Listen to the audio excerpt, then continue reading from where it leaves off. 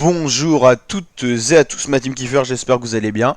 Aujourd'hui pour cette nouvelle vidéo, on se retrouve pour la 8ème étape du Tour de Suisse 2023, le résumé. Donc ça finissait par un contre-la-montre individuel, classement général encore très resserré.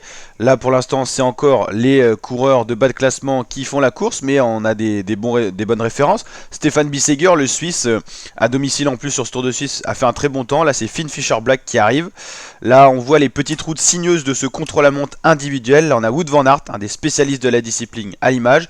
C'est un contre-la-montre de 25,7 km entre Saint-Gallin et Abbeville.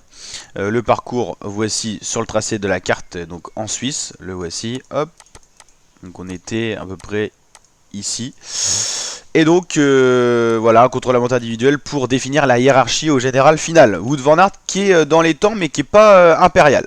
Là c'est Juan Ayuso, cette fois c'est les favoris qui sont lancés. Très belle position aérodynamique, il est dans les temps, il est fait de très bons temps, Juan Ayuso. Et là c'est Skelmose, le maillot jaune, va-t-il conserver le Danois ce maillot à l'issue de cette étape? Va-t-il pouvoir se défendre par rapport à des coureurs au général qui roulent bien? Wilco Kelderman, Juan Ayuso, il y a du beau monde. Evenepoel aussi bien sûr. On l'a pas souligné. Là c'est Skelmose qui revient sur Félix Gall, le deuxième du général qui porte le maillot de blanc de meilleur jeune. Skelmose fait un bon chrono, il revient sur le deuxième du général. C'est un très gros coup pour Félix Gall qui lui fait un mauvais chrono, mais Skelmose lui est sur un très beau tempo. Juan Ayuso, très beau tempo également.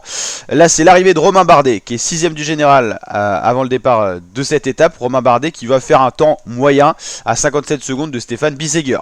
Juan Ayuso est dans les temps, à l'intermédiaire 2 il a 10 secondes, Juan Ayuso est premier temps à l'intermédiaire 2 et Skelmose est plutôt pas mal, limite la casse, il est à 10 secondes et garde pour l'instant ce maillot jaune sur les épaules. Donc voilà, les leaders sont plutôt pas mal. Ayuso premier, troisième Skelmose, ils sont meilleurs quasiment que les spécialistes de la discipline. Là c'est l'arrivée de Matthias Skelmose, c'est Juan Ayuso le meilleur temps à l'arrivée. Skelmose fait 3ème, c'est un très bon temps, mais va surtout conserver son maillot jaune et remporter ce Tour de Suisse. Première victoire sur un grand tour d'une semaine pour le Danois. Voilà, après Vingegaard qui a gagné le Dauphiné, c'est un autre Danois qui gagne le Tour de Suisse, Matthias Skelmose Janssen. Et Juan Ayuso par contre gagne l'étape, je ne m'attendais pas à ce niveau-là de la part du leader espagnol. Victoire de Juan Ayuso pour un classement général qu'on va aller voir également, on va aller voir tous les classements. Alors, pour les résultats, hop, résultat étape 8, c'est donc Juan Ayuso qui s'impose devant Remco Evenepoel et Skelmose, 8 et 9 secondes, ça se joue à pas grand chose. Bissegger, spécialiste de la discipline et pas leader, 23 secondes, Van Aert 28 secondes, Asgreen 36, Cataneo 39 secondes, Sobrero, Finn Fischer-Black et Nelson Powless. Romain Grégoire est le premier français à 55 secondes, c'est un très beau chrono, devant des Kelderman, Uran. Jérémy Cabot fait un beau chrono également pour la Total Energy. Voilà, Tony Galopin, Yoann Izagirre. Pour le classement général maintenant, c'est Skelmose qui remporte donc ce Tour de Suisse devant Juan Ayuso pour 9 secondes et devant Remco Evenepoel 45 secondes. Podium de ce Tour de Suisse, Skelmose, Ayuso, Evenepoel, Kelderman 4ème, Bardet 5ème, Uran 6ème, Houtstebroek 7ème, parce qu'en fait Félix Gall s'est écroulé sur le contre-la-montre et finit 8ème. Il sort du top 5 et permet à Bardet par exemple de finir 5ème et Kelderman 4ème. Ensuite Dylan Teuns ou Harold Tejada. Clément Berthet 11ème, Izagirre, Scottman, Charman, Grégoire, voilà, Beret, Storer et voilà.